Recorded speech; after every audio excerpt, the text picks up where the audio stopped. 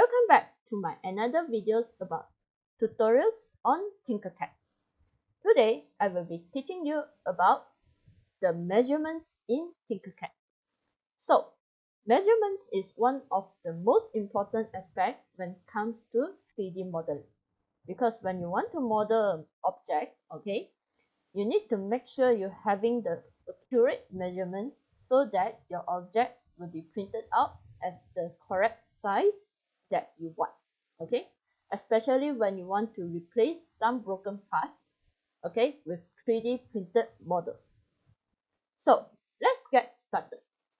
So over here inside your work plane, okay, you can see the view block that we used last time. So today I will be using this to show you the measurement. So first of all, at the bottom right, okay, of your work plane, okay, you will see an option called the edit grid, okay. So this edit grid is basically for you to change the size of your work plane, okay. This blue color plane is your work plane. So if you click on it, first you have the unit millimeters, okay. So as default is set as millimeters, but you can change it to inches or bricks, okay. So we will set it as millimeters for now, but if you are familiar using inches, you can use inches instead, okay. So after that, you have the preset, okay. This preset is mean the size of your work plane. Default is 200 by 200 millimeters, which is 20 cm times 20 cm, okay, by 20 cm. So if you don't want to use the default size for your work plane, you can change it according to the printed bed of your 3D printer. So over here you can see view option, okay, 3D printer option.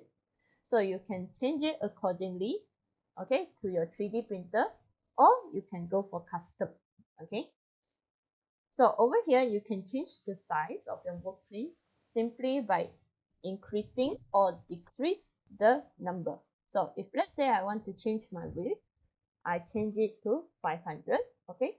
And when I click on update grid, you will see basically my work plane has become a triangle, which means here the length, okay, the width is 500 millimeters, okay, which is 50 cm. So if let's say I want to change the length to 300, okay, you click on update grid, it will increase over here. Same thing if you decrease it, okay, let's say I decrease the width to let's say 200, it will become according to the settings you set, okay. So let's go for the default 200 by 200, okay. So after that, you have this snap grid option, okay. This snap grid is mean when you move your object, okay, it will go according to one box, one tiny box, okay. So over here you have the settings 1 millimeter. So which means one of this tiny box, okay, maybe I zoom it a bit for you, okay. So one of this tiny box is mean 1 millimeter, okay. So if you move right, okay, one time, it will move by 1 millimeter. Move right again, it will move 1 millimeter. This is mean snap grid, okay. Besides that, if you don't want it to move by 1 millimeter, you can change it accordingly. You can make it to off, okay, which means when you move it, it will go freely, okay. It won't snap to the grid, okay, to each of the grid here. So if let's say I change it to let's say 0.5, okay, which means every time when you move it, it will move 5 of the box, okay. So for example, if I move here, oh sorry, half of the box, okay, is 0.5 millimeters, which means when you move right one time, you will move half of the box, okay. and then you have 5 millimeters option, okay, which means when you move right or left or up or down, okay, it will move by 5 boxes, okay, you see 5 boxes. So you can see the difference of snap grip over here. So as default, we will just set it as 1 millimeter, okay, so that you can see. So let me move this here. Okay, you can see a clear view. So let me click through all. So next thing is the ruler.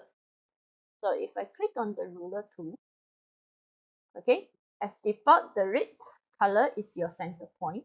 Okay, so I want to set it over here. So I put it here. Okay, it will give you the ruler. Okay, so for now you won't see the measurement, but when you click on your object, it will give you the measurement of your cube. So over here you can see is 30 by 30 by 30. Okay, so if you increase this object, okay, let's say I increase it simultaneously. Okay, you see it will increase, the ruler will shows you the value. If you don't have the ruler, you won't able to see it. You can see it by clicking on the corner dot, okay, but you won't see it freely. Okay, so let me bring back the ruler. Click on the object. So you have the ruler. After that, you have this midpoint. Okay, this midpoint means by you are setting the center point, okay, at the center of your cube. Okay, so as default is at the end, but you can use it as the center also. So over here is your center point over here. So which means this one, this green value, okay, it means it's 19 millimeter upwards to the left and to the back. Okay, so this is about the ruler.